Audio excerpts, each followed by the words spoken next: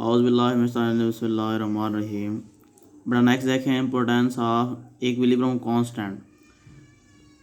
के C stand for equilibrium constant. Next इसकी अहमियत है, बड़ा ये भी लॉन्ग क्वेश्चन है और कई दफ़ा ये बोर्ड में आ चुका है। बेटा हम इक्विलिब्रियम कांस्टेंट की मदद से किसी भी जो रिएक्शन की डायरेक्शन को प्रेडिक्ट कर सकते हैं। डायरेक्शन की जो सीमत होती है, यानी रिएक्शन आगे जा रहा है या बैकवर्ड आ रहा है, उसकी सीमत की पेशगोई कर सकते हैं। प्रिडिक्ट मतलब पेशगोई करना, डायरेक्शन ऑफ रिएक्शन की सीमत। दूसरा इसकी अहमियत यह है, we can predict the extent of reaction. इसकी वजह से हम रिएक्शन की हद मालूम कर सकते हैं। हद मतलब किस हद तक रिएक्टेंट प्रोडक्ट में चेंज हुए हैं, इसी तरह किस हद तक जो है वो रिएक्शन जो है वो कंप्लीट हो चुका है। एक्सटेंट मीन्स हद। अब ये जो फास्ट इंपॉर्टेंस है इसको डिटेल से देखते हैं। Predicting the direction of reaction. अब ये जो डायरेक्शन ऑफ रिएक्शन होती है, पार्टिकल मूवमेंट, इसको हम डिटरमाइन कर सकते हैं by inserting the value of reactant and product at that particle movement in the equilibrium expression. Equilibrium expression के अंदर यानी के सी जो आप निकालते थे वैल्यू के सी, जब उसके अंदर आप रिएक्टेंट और प्रोडक्ट की वैल्यू पुट करेंगे तो इसके ज़रिए आप मालूम कर सकते हैं रिएक्शन की जो सीमत है वो आगे जा रही है या बैकवर्ड आ रही है। ये कैसी है, यानी कि ये बराबर होता है प्रोडक्ट की मोलर कंसंट्रेशन और रिएक्टेंट की मोलर कंसंट्रेशन। अगर बेटा प्रोडक्ट ज़्यादा होंगे मतलब के सी की वैल्यू क्या हो, लार्ज। अगर के सी की वैल्यू से आप डिटरमाइन कर सकते हैं कि रिएक्शन फॉरवर्ड जा रहा है या बैकवर्ड है। अगर के सी की वैल्यू लार्ज है, बड़ी वैल्यू है, तो आपके पास प्रोडक्ट क्या होंगे, ज़्यादा होंगे, मतलब रिएक्शन आगे की सीमा में होगा। इसी तरह अगर के सी की वैल्यू स्मॉल है, आपके पास रिएक्टेंट ज़्यादा होंगे, क्योंकि के सी और प्रोडक्ट इन दोनों का डायरेक्ट रिलेशन है और के सी और रिएक्टेंट का क्या है, रिवर्स रिलेशन है, उल्टा। मतलब अगर ये लार्ज होगी तो ये स्मॉल होगी। फिर अगर ये वैल्यू लार्ज है, प्रोडक्ट ज़्यादा होंगे, रिएक्शन फॉरवर्ड होगा। अगर ये वैल्यू स्मॉल है तो आपके पास रिएक्टेंट फिर ज़्यादा होंगे, रिएक्शन की सीमा क्या होगी फिर बैकवर्ड। रिएक्टेंट किस समय में होते हैं, लेफ्ट साइड पे होते हैं ना, तो रिएक्शन की सीमा जो होगी वो बैकवर्ड होगी। ये देखें बेटा, आपके पास सपोज रिएक्शन है H2+I2 रिएक्ट कर रहे हैं, प्रोडक्ट बन रहे हैं हाइड्रोजन आयोडाइड। अब इसके लिए जो के सी की वैल्यू है वो 57.0 है। एट 700 केल्विन, जब 700 डिग्री सेंटीग्रेड केल्विन टेम्परेचर हो तो इसकी जो वैल्यू होती है इक्विलिब्रियम कांस्टेंट की इस रिएक्शन के लिए 57.0। डिफरेंट रिएक्शन हैव डिफरेंट के सी वैल्यू, मतलब डिफरेंट रिएक्शन की जो वैल्यू होगी के सी की वो डिफरेंट होगी।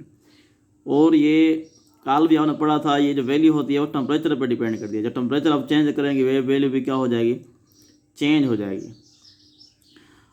सपोज हम इनकी जो कंसंट्रेशन है रिएक्शन मिक्सचर के में देखते हैं। रिएक्शन में जो मिक्सचर है इसमें क्या है, हाइड्रोजन है, डीन है, हाइड्रोजन आयोडाइड है। रिएक्शन मिक्सचर के अंदर हम इनकी सपोज कंसंट्रेशन देखते हैं। सपोज H2 की जो कंसंट्रेशन है वो 0.1 मोल पर डेसीमीटर क्यूब है। इसी तरह आयोडीन की जो मोलर कंसंट्रेशन है ए time T stand for time, 0.20 मोल पर डेसीमीटर क्यूब है। HI की जो मोलर कंसंट्रेशन है वो 0.40 मोल पर डेसीमीटर क्यूब है। ये जो वैल्यू जो है ये सपोज की गई है, मतलब रिएक्शन है। इस रिएक्शन में जो चीज़ें हैं यानी हाइड्रोजन आयोडीन और हाइड्रोजन आयोडाइड, इनकी कंसंट्रेशन को उसने सपोज किया है। अब जब ही सपोज वैल्यू जब पुट करेंगे इक्विलिब्रियम एक्सप्रेशन के अंदर तो आपके पास एक आंसर आएगा। जो आपके पास वैल्यू आएगी उसको आपको आप नाम देंगे रिएक्शन कोएफिशिएंट।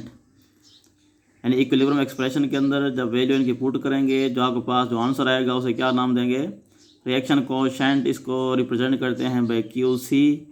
इसको कैलकुलेट कैसे करेंगे, यानी कि suppose Q C is equal to, यानी प्रोडक्ट ऊपर लिखते हैं हमेशा, रिएक्टेंट नीचे लिखेंगे। जो इक्वेशन पीछे पढ़ी है आपने, HI ए टाइम टी इसका स्क्वायर और H2 ए टाइम टी I2 मोलर ए टाइम टी, तीनों की वैल्यू पुट करें। ये वैल्यू आपने पढ़ी है। इसका स्क्वायर जब लेंगे और इन दोनों को जब मल्टीप्लाई इस पर जब डिवाइड करेंगे तो आपके पास जो आंसर आता है वो है 8.0।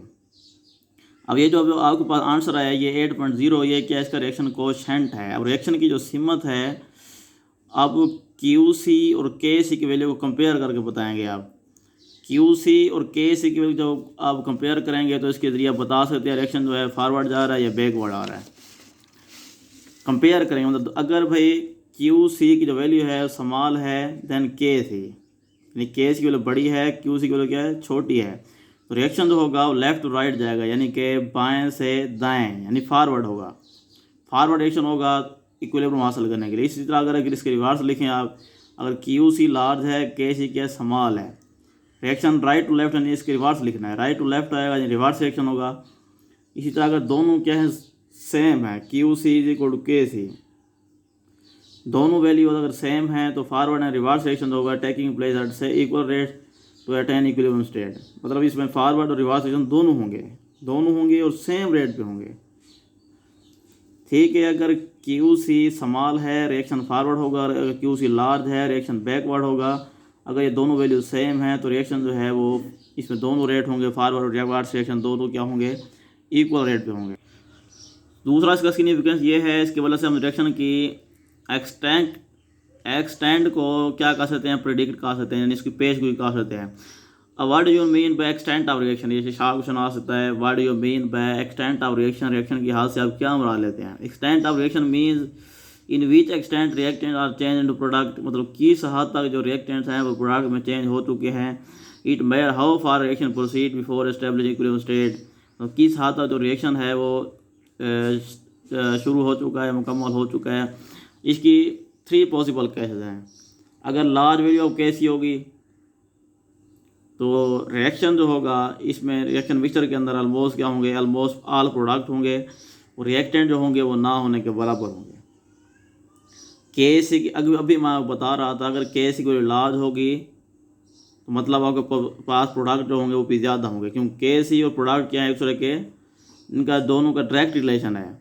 अगर के सी कोई लार्ज है तो रिएक्शन मिक्सचर में आपके पास क्या होंगे, प्रोडक्ट मैक्सिमम होंगे, रिएक्टेंट क्या होंगे, ना होने के बराबर होंगे।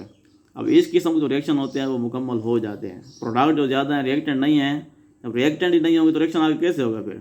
तो इस किस्म के जो रिएक्शन होंगे वो कंप्लीट हो जाते हैं। जैसे carbon monoxide plus oxygen, product बन रहा है कार्बन डाइऑक्साइड। अब इसके लिए जो के सी की वैल्यू है वो 2.2 × 10⁻22 8 1000 केल्विन टेम्परेचर, यानी इतना टेम्परेचर है, ये इसकी वैल्यू है, इतनी बड़ी वैल्यू। अब इसके साथ जो रिएक्शन होंगे वो क्या हो जाएंगे, कंप्लीट हो जाते हैं। अगर वैल्यू क्या है, के सी की स्मॉल है, उसमें बड़ी थी, इसमें क्या है स्मॉल है, तो ये जो है इसका आपने रिवर्स लिखना है। अगर स्मॉल है के सी की वैल्यू तो आपके पास प्रोडक्ट ना होने के बराबर होंगे और रिएक्टेंट जो होंगे उसमें मैक्सिमम होंगे। इस किस्म के जो रिएक्शन होंगे उसमें ऑलमोस्ट ऑल रिएक्टेंट्स होंगे और प्रोडक्ट जो होंगे वो ना होने के बराबर होंगे, क्योंकि के सी और रिएक्टेंट का इनवर्स रिलेशन है। अगर के सी स्मॉल है तो रिएक्टेंट ज़्यादा होंगे और प्रोडक्ट क्या होंगे, फिर ना होने के बराबर होंगे। अब इस किस्म के जो रिएक्शन होते हैं वो कंप्लीट हो जाते हैं। रिएक्टेंट ज़्यादा हैं, प्रोडक्ट ना होने के बराबर हैं, तो रिएक्टेंट आपके पास हैं तो रिएक्शन फिर फॉरवर्ड जा सकता है ना, आगे हो सकता है, रिएक्शन प्रोसीड कर सकता है। तो इस किस्म के जो रिएक्शन होंगे वो कंप्लीट नहीं होंगे, क्योंकि आपके पास रिएक्टेंट मैक्सिमम है, प्रोडक्ट ना होने के क्या है, बराबर है। मॉडरेट वैल्यू ऑफ के सी, अगर के सी की वैल्यू क्या है, मॉडरेट है, ना ज़्यादा बड़ी है ना ही ज़्यादा छोटी है, तो इस हालत में क्या होगा, रिएक्टेंट और प्रोडक्ट की जो कंसनट्रेशन होगी वो क्या होगी, कंपेरेबल होगी, अमाउंट में होंगे। मतलब दोनों रिएक्टेंट्स और प्रोडक्ट जो होंगे वो उनकी जो अमाउंट होगी वो क्या होगी, मतवाजन होगी, बराबर होगी। जैसे डाइनाइट्रोजन टेट्राऑक्साइड ये डिकम्पोज हो रहा है इनटू नाइट्रोजन डाइऑक्साइड, इसके लिए जो केस की वैल्यू है 0.211। अब ये वैल्यू ना ज़्यादा छोटी है ना ही ज़्यादा बड़ी है, तो इस हालत में क्या होगा, ये आपके पास रिएक्टेंट हैं, ये इसके प्रोडक्ट हैं। अब ये दोनों की जो अमाउंट होगी वो क्या होगी, कंपेरेबल अमाउंट में होगी, यानी अमाउंट क्या होगी, इक्वल होगी। अब ये 3 पॉसिबिलिटी आपने पढ़ी हैं। अगर के सी की वैल्यू लार्ज होगी तो आपके पास प्रोडक्ट ज़्यादा होंगे, रिएक्टेंट ना होने के बराबर होंगे। अगर के सी की वैल्यू स्मॉल है, रिएक्टेंट ज़्यादा होंगे, प्रोडक्ट ना होने के बराबर। अगर के सी की वैल्यू मॉडरेट है तो दोनों की जो अमाउंट है रिएक्टेंट और प्रोडक्ट की वो क्या होगी, कंपेरेबल होगी। ठीक है, तो यहाँ तक पढ़े हैं। अगर यहाँ तक कोई मसला है तो फिर आपको मुझसे पूछ सकते हैं। अल्लाह हाफ़िज़।